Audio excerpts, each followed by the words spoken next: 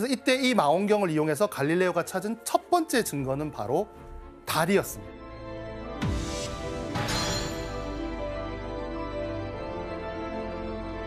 당시까지만 해도 이 사람들에게 달이라고 하는 것은 완벽 그 자체인 천체였어요. 이 당시에 아리스토텔레스의 이론에 따르면 신이 사는 이 지구 밖의 천상계는 어떤 흠이라는 게 없는 그냥 모든 것이 완벽하고 영원 불멸한 그러한 공간이었기 때문에 이 안에 있는 어떤 이 우주의 천체들은 오점이 하나도 없이 완벽하게 원을 이루고 있다는 거였죠. 달이에요? 네, 아래에 보시면 매끈하네요. 네. 구슬 같네, 구슬. 달의 이런 이미지를 규정 지은 것은 종교적인 이유가 컸는데요. 그 근거가 되는 성경 구절을 혜성 씨께서 한번 읽어주시겠어요?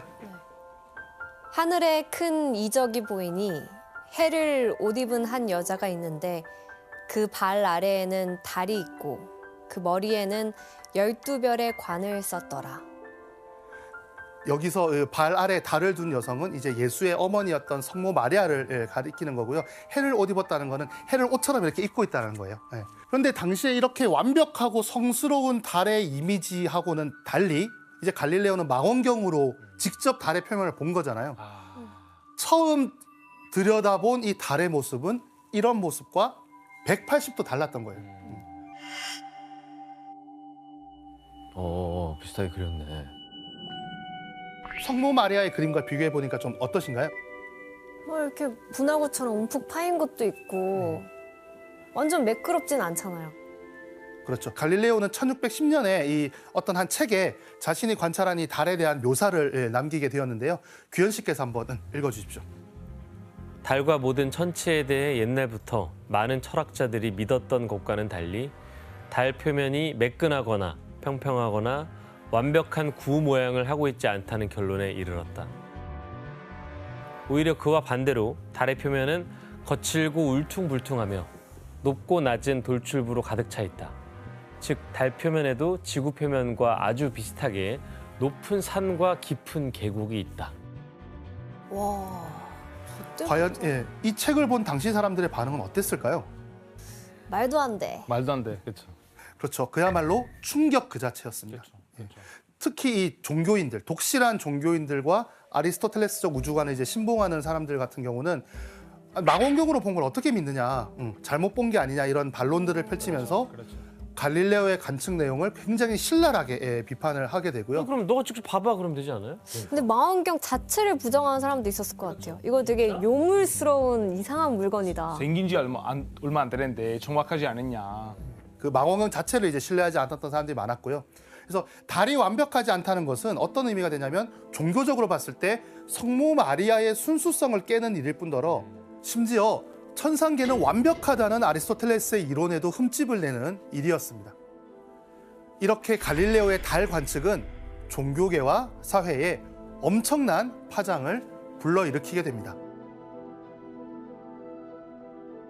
씨 근데 사실 그냥 달을 봤을 때 그냥 눈으로 봐도 그냥 그렇게 매끈하다는 생각은 안 들었거든요. 근데 당시 사람들은 이걸 어떤 식으로 생각한 거예요? 예를 들어서 뭐 달을 감싼 물체가 따로 있다던가 어허. 아니면 뭐 수정고로 된 달이 있는데 이게 밀도가 다르다 보니까 뭐 그런 특정 부분이 어두워 볼 수 있다. 그러니까 완전하다라는 거 무결성을 깨는 게 아니라 이 매끄럽고 완전한 거가 간혹 저렇게 뭐 얼룩덜룩 보일 수 있는 가능성이 있다더라. 이런 식으로 접근을 하는 거죠. 네. 그럼 알베르토 씨, 그럼 갈릴레오가 밝힌 달의 진실은 뭐 아예 무시당한 거예요? 사실은 발견하고 나서 이 달을 그대로 매끄럽지 않다는 달을 그리기 시작한 예술가들이 몇 명 있었어요. 제일 대표적인 사람은 지금 로마의 치골리라는 화가가 이렇게 그린 거예요. 근데 다 보면 이 성모 마리아가 발로 밟고 있는 달은 약간 일단 붕하고 보이고 분화구가 있네. 울퉁불퉁하고. 근데 이런 말도 있어요. 이 치골리가 실제로 어릴 때부터 갈릴레오 친구였고 둘이 공부 같이 했었어요. 그래서 일부 사람들은 치골리가 망원경으로 실제로 달을 관찰했다고 이렇게 주장하는 사람들도 있어요. 그리고 이 갈릴레오는 달에 이어서 이 종교계와 사회를 뒤흔드는 또 다른 불편한 진실을 발견하게 됩니다. 갈릴레오가 찾아낸 이 아리스토텔레스의 이론을 반박할 수 있는 두 번째 증거, 바로 금성의 변화와 목성에 대한 새로운 발견이었습니다. 먼저 갈릴레오가 왜 금성의 변화를 보고 아리스토텔레스 이론에 오류가 있다고 주장을 했는지 본인이 남긴 스케치를 보면서 한번 설명해 보도록 하겠습니다. 이건 뭐야? 갈릴레오는 망원경으로 이제 이 금성을 관찰하면서 이상한 점을 발견하게 돼요. 뭐예요? 그러니까 그림처럼 금성이 초승달의 모습이 되기 시작하면 점점 커지다가 보름달처럼 둥그러질 때는 작아지는 거예요. 이런 관측을 통해서 금성이 초승달 모습이 되어갈 때는 지구와 가까워지면서 커지는 거고 둥그러질 때는 지구와 멀어져서 작아진다고 생각을 해요. 그래서 이러한 변화는 금성이 지구가 아닌 태양을 돌고 있기 때문이라고 확신합니다. 그렇다면 이제 이러한 갈릴레오의 이론이 맞는지 화면을 통해서 한번 확인해 보도록 하겠습니다. 오른쪽이 이제 지동설을 적용했을 때 금성의 모습이에요. 보이는 금성의 모습이고 그 보이는 것처럼 이제 이 갈릴레오가 이 금성의 모습을 따라 그리게 됐던 것이죠.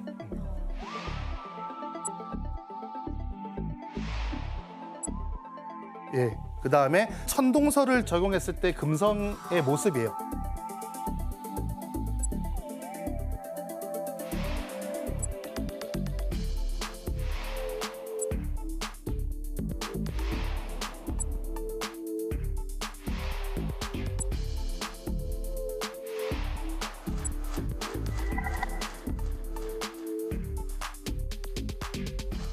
신기하다. 그래서 이러한 영상을 보니까 아무래도 이 망원경만으로 이 금성의 궤도를 파악하고 천동설의 모순을 찾아냈다는 것 자체가 굉장히 대단한 일이라고 할 수 있겠죠. 네. 그러면 아까 교수님께서 갈릴레오가 목성에 관련해서도 새로운 발견을 했다고 하셨는데 그건 어떤 거예요? 네, 금성뿐만이 아니라 바로 목성 주변을 도는 위성도 발견을 했는데요. 이건 천동설을 뒤집을 수 있는 아주 유력한 증거가 될 수 있는데요. 청동설? 천동설. 그게 왜 그 천동설을 주장할 수 있는 증거가 될 수 있을까요? 천동설에 따르면 이 우주의 모든 별과 행성 그리고 행성 주위를 도는 위성들은 지구만 돌아야 돼요.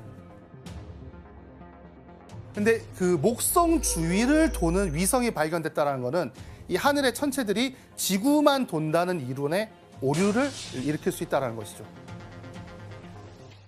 아니 어떻게 목성까지 어떻게 봤지? 그러니까 교도 씨 어떻게 갈릴레오는 목성 주변에 위성이 있다는 걸 안 거예요? 생각보다 성능은 떨어지는데 물론 지금 우리가 보면은 목성 근처에 이렇게 정말 위성 4개가 탁탁 찍혀 있거든요, 정말. 예. 근데 그 당시에는 어쨌거나 관찰하는 중에 뭔가가 있다. 그럼 그림을 계속 그리다 보니까